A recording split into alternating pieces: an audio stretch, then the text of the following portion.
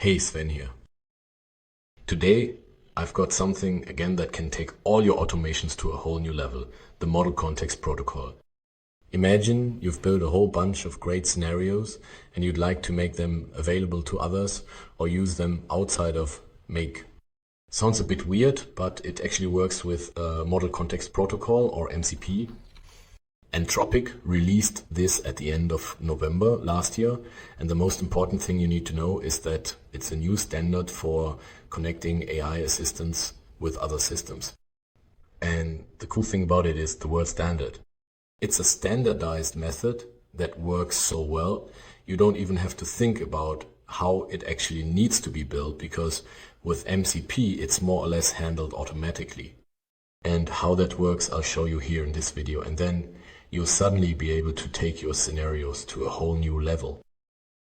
I'm Sven, I'm an entrepreneur, and I've been involved with quality and process optimization for over 33 years, not just in a business context, but also in my personal life. And much of what I can do today, I've learned through experience and trial and error, and I know what really works. And with my videos, I want to show you how you can use intelligent process automation profitably for yourself and your business.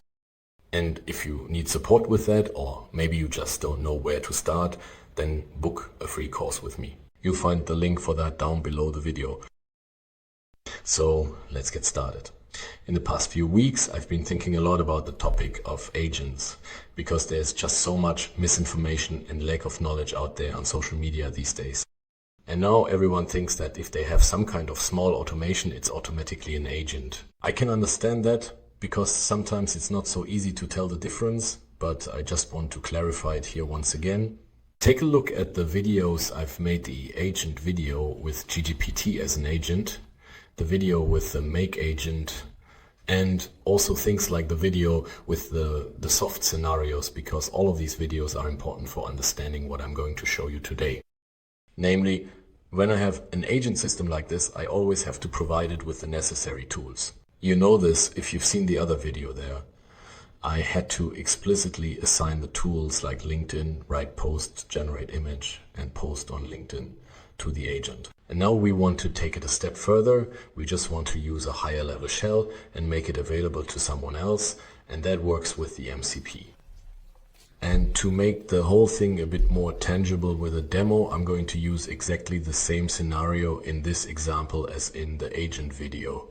And I won't explain it in detail again, I'll just quickly go through it one more time here. So how does it work? I have a Slack channel here where I can communicate with my agent. The agent receives a Slack message, calls up its tools for example, writes a LinkedIn post and then replies again in the Slack channel. And I've assigned these tools to it, so that's writing a LinkedIn post, generating an image, or posting the image with the text, or just the text on LinkedIn. And yes, if I want to use these scenarios outside of Make, then I need this MCP server for that. How this works is explained here in the documentation on the developers' websites, specifically at developers, Make, MCP server. And here it first explains what's in it for me. Well, you can use your Make scenarios as callable tools for your AI, for example, in my case now with Cloud Desktop, and you can actually pack all sorts of complex automations into a kind of black box so that it's not so complicated from the outside and much more. And what do we need for that? We need this input-output setup, which I'll show again in a concrete example in a moment, and we need an MCP server. And for this MCP server, in order to use it, I need to create a token. And I can find this token in the configuration section of my profile. That means I go down here to my profile, then open API access, and there you can create API keys, but you can also create MCP tokens here. So I click here on the drop down, select MCP token, give it a name, and then I get an address it. Looks kind of like a webhook, something like that. Yes, you make com and then something, and then MCP API and so on. And now I need to provide this link to an external system. And in this specific example, I did this with Cloud AI. And for that, I need to install the desktop version. The desktop version can do this, the web version cannot. And to enter this configuration now, I go up here to the settings, so File and Settings.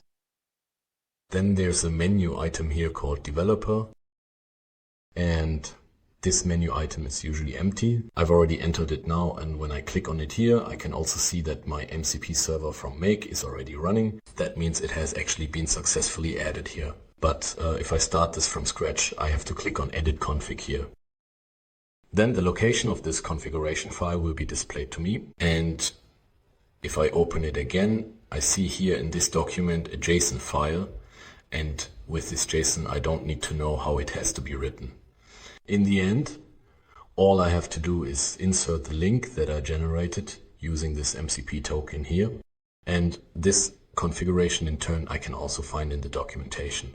Namely, when I go to Cloud Desktop here, then, oh, I just noticed something else important. If you install Cloud Desktop, set up the configuration, and in the end the MCP server can't be found or doesn't work, then you probably haven't installed Node.js, not installed. That means this is an additional package that you still need to install. Okay, so now you see this JSON document displayed here, and as you can already see, this is exactly the link that you just need to replace with your own. You then copy it in here, save everything, and then you need to restart Cloud so it can read it in, and then it will have access to the MCP server. Important, there are two more things to keep in mind here. First, this is your link. That means if you were to use this one now, you could access my systems. Of course, I don't want that. That's why after making this video, I will delete this token again to be on the safe side. And the second thing, and this is also explained again in the documentation, is the so-called access control.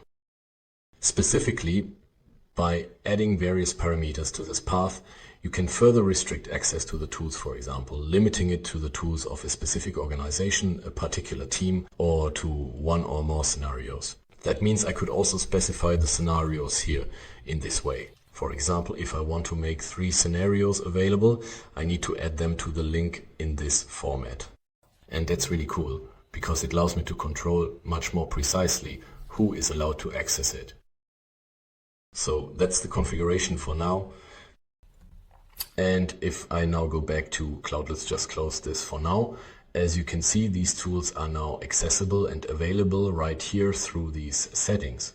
If I click on this here, I can now see Make. We have 4 tools available to us. If I click on this here and want to disallow one of these tools, just like you can see with many of the others here, I can simply turn it off. So for example, if I don't want Cloud to be able to generate an image for me, I just switch it off here. And now let's just try it out. I'm imagining a whimsical photo of a dragon dressed up in a bright pink tutu. No idea at all why that just came to mind, honestly. Alright. And then I sent the whole thing off. Now let's see what happens. In theory, Cloud should now respond. Unfortunately, I can't create photos and then offer me something else instead. And what's interesting now, and this is the exciting part, is that this isn't just some pointless chatter here. What's interesting is what he's offering me here. These 3 bullet points, these are actually tools he has access to. Write a LinkedIn post, write a blog article, add a task in Trello. That means he's now able to check his tools and see, what am I actually capable of doing? And now let's turn this thing on. Where was it? Agent image generator. Now let's take the same thing here again. So, and then we'll start it again. Now it finds this tool. It says I can help. For that I use a generation tool. Now you can already see that's the name of my scenario with some weird ID in front of it. And because it's an external system, it now asks me, do you even want to use this? Because it might be kind of dangerous. And now I can say, well, I always want to use the image generator in Claude, so I can always allow it, or I can allow it just this once. So now the make scenario is running in the background, generating the image for me, and theoretically it should come back here with a response. That's Flex, which I'm using there. It usually takes 10 to 15 seconds to create this image. Here, maybe a little bit longer because of some overhead. There it is already. Response. I'll expand this. Response and so on. Now there's some kind of link and so on. I can't really do anything with that right now. So now I would say it should give me the URL.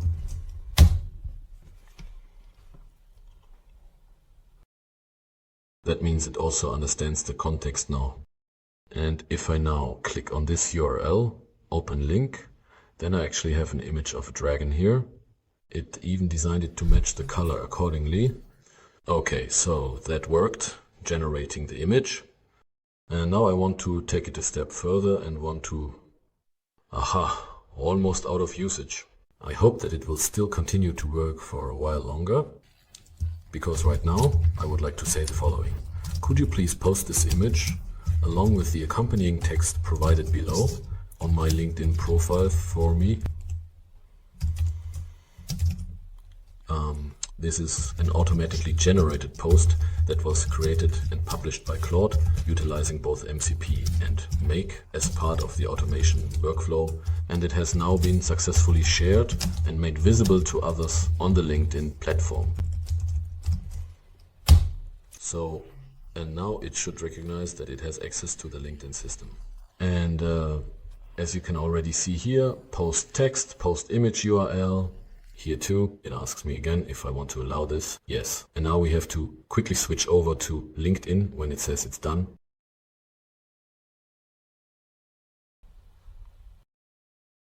Okay, then let's just go over to LinkedIn now and refresh it.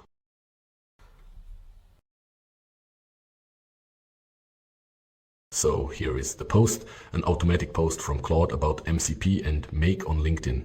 Okay, I'd better delete it again. All right, like this.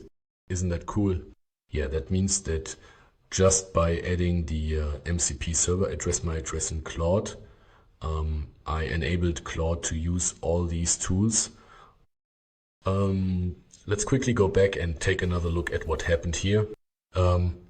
This here is the request. So this is basically the call from the system. How does Claude know what to call there? And as you can see here, there are two parameters, namely post text. That's the text I just typed in here. And this is the post image URL. That's the URL that it got back here from the generation. And it knows this through the MCP protocol because that's how it understood how this scenario, this tool that I assigned to it works. Specifically, there are these so-called inputs and outputs here, and in these scenario inputs you can now see post text and post image URL.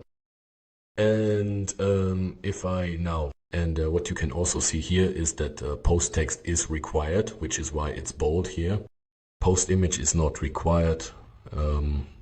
It's not required, and that's why basically I could have done two things.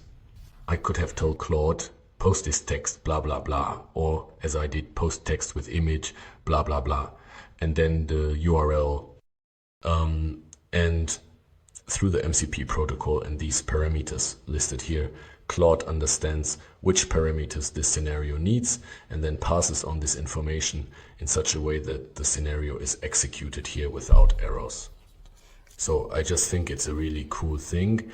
And it takes this whole agent technology to a completely different level because now, for example, you could also go to GitHub. I just want to pull it up real quick. GitHub, MCP server.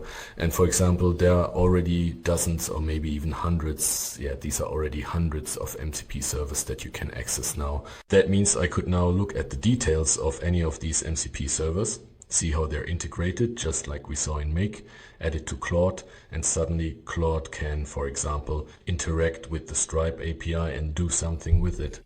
So that's a really cool thing. And to wrap things up, I'll show you a completely different simple example just to demonstrate how easy it is to adapt these possibilities.